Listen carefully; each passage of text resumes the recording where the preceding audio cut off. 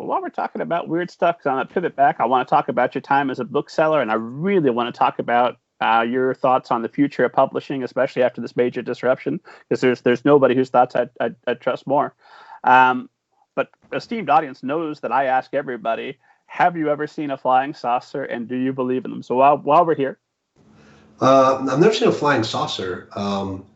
I've seen things that I didn't know what they were, but the chances of it being aliens, I think, is like the last thing on the list. There's so many things it could be. It's weird how like we've heard that someone saw something flying and it was moving in a way that no man-made thing has ever moved before.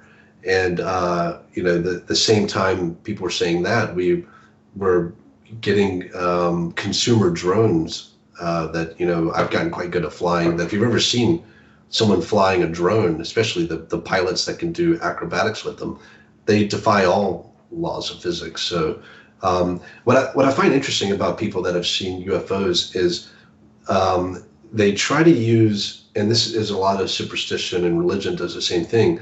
They use their own ignorance as and I don't mean ignorance as being stupid, I mean ignorance as in not knowing, their own ignorance as this magic sauce that gives them perfect knowledge. And how we go from ignorance to perfect knowledge in the same sentence is so bizarre. So someone will say, I saw something that no one can explain.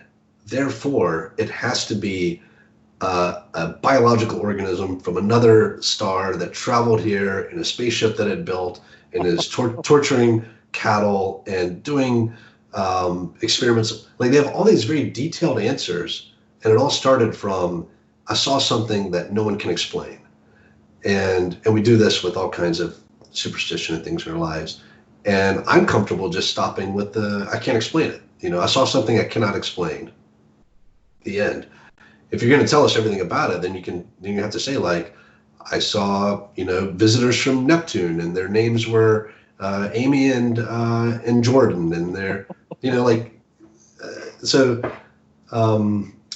the craziest thing I've ever seen was a light underwater that made no sense. I was with another captain, and we're going by it early in the morning before the sun had come up, and we were off of Puerto Rico, and we had been, between the two of us, 30,000 miles underway on boats. We had never seen anything like this. It made no sense. It was underwater.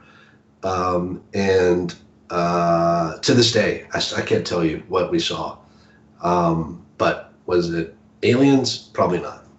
But that's all I can say. I have no idea what it was. But why not knowing doesn't give me the right to say, like, it was definitely aliens.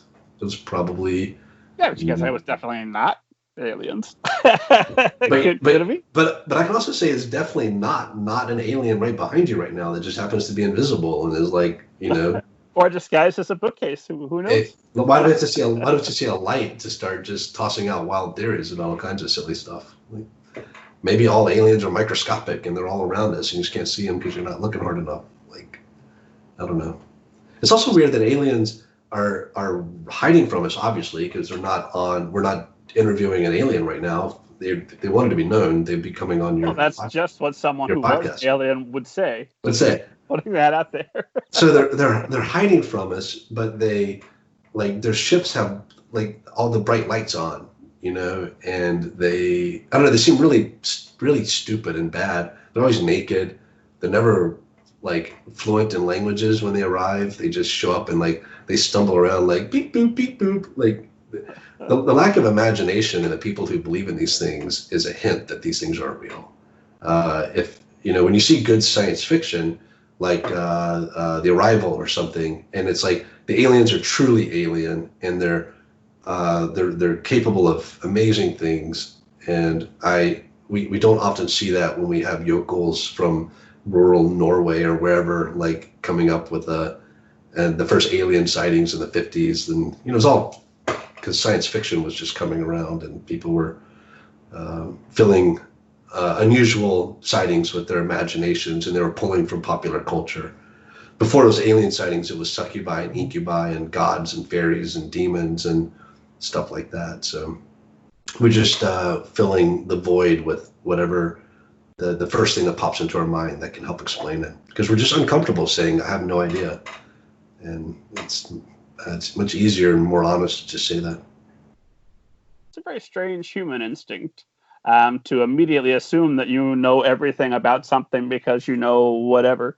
And I know I'm guilty of it occasionally, especially with writing. If I've learned a new writing technique, my God, I must be the best writer ever. Now I know all the techniques, surely.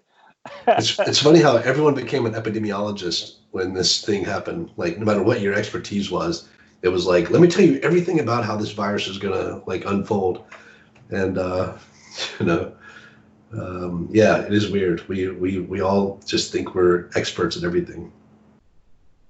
Well, I wrote down a bunch of questions specifically because I knew if I didn't, I would start asking you about aliens and simulation theory, and we'd be all over the